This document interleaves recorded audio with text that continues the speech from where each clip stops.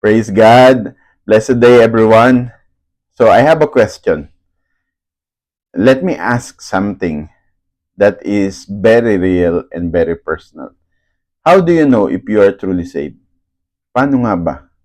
Not how you feel, not what people told you, not even what you once prayed for. But how do you really know biblically that you belong to God? Because let's be honest, magpakatotoo tayo. There are people who say, I accepted the Lord before. There are people who go to church. There are people who serve. And yet, deep inside them, there is still a question. Am I really saved or am I just assuming? Now, if that is a question that cross your mind, then this is something that you need to hear. Not based on opinion, but based on the Word of God. So now listen carefully, friends. Makinig po kayo. Because ang Biblia, hindi po sinabi ng Biblia to base our salvation on feelings. Dahil feelings change. One day you feel close to God and then another day you feel distant. So if your assurance is based on emotion, you will always be unstable. Instead, the Bible gives us clear evidences not to confuse us, but to assure us.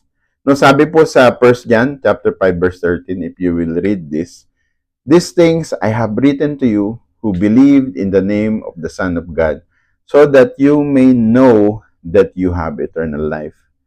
Naintindihan niyo po yun, mga kapatid? Did you catch that? Did you understand that? It's not hope, it's not guess, but it says no. So the question is, how do we know? Paano natin malaman? So let's walk through this slowly. Okay? Una, a truly saved person believes in the true gospel of the Lord Jesus Christ. Not just believing that He exists, but believing that He is Lord, that He died for your sins, and that He rose again. Yan po ang sinabi sa Romans chapter 10 verse 9. Sabi po diyan, if you confess with your mouth that Jesus Christ is Lord and believe in your heart that God raised Him from the dead, you will be saved. Nakita niyo po, this is not just an intellectual belief, but this is a heart that, a heart with a level that trusts God. And you are no longer trusting in your own goodness, your religion, or your works, but you are trusting in the Lord Jesus Christ alone. And this is where many misunderstand this. Because some people say, I believe in Jesus, but yung life nila remains unchanged. Which brings us to the second evidence.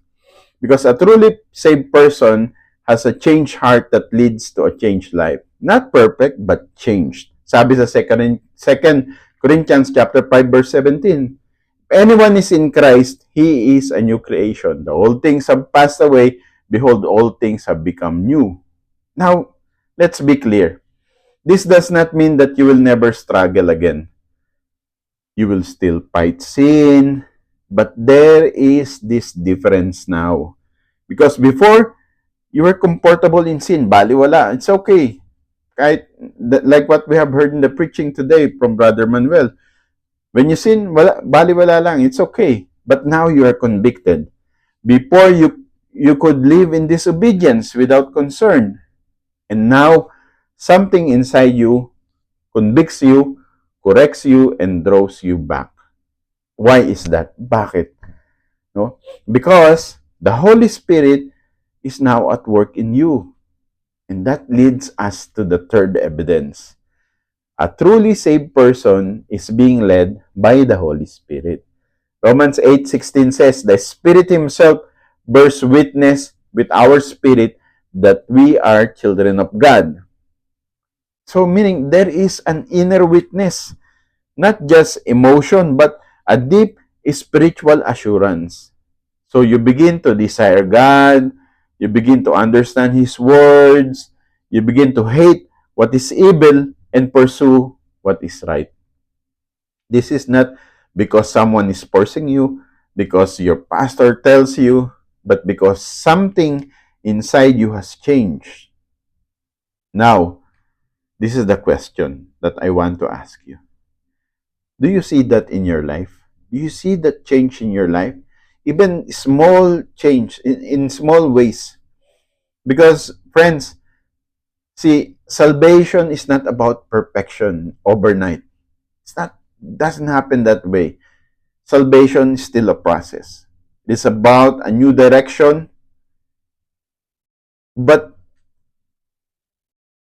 in God's perspective, our salvation is instantaneous. But now, here is another important truth.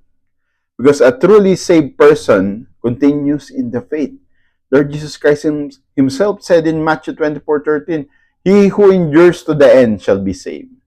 This does not mean that you save yourself by enduring. It means true salvation produces endurance. You may fall, you may struggle, but you don't walk away permanently. Why? Because God is holding you. Sabi sa Philippians chapter 1 verse 6, He who began a good work in you will complete it. So the question is not, have you ever been religious? Have you ever prayed a prayer or any prayer? But the real question would be, do you see the evidence of God's work in your life? So now, balansehin natin ng konti, okay? Because some people lack assurance not because they're not saved. They lack assurance because they're looking at themselves instead of looking at the Lord Jesus Christ. Focus our eyes on Jesus. Your assurance is not grounded in how strong your faith feels, but your assurance, our assurance, is grounded in who your faith is in.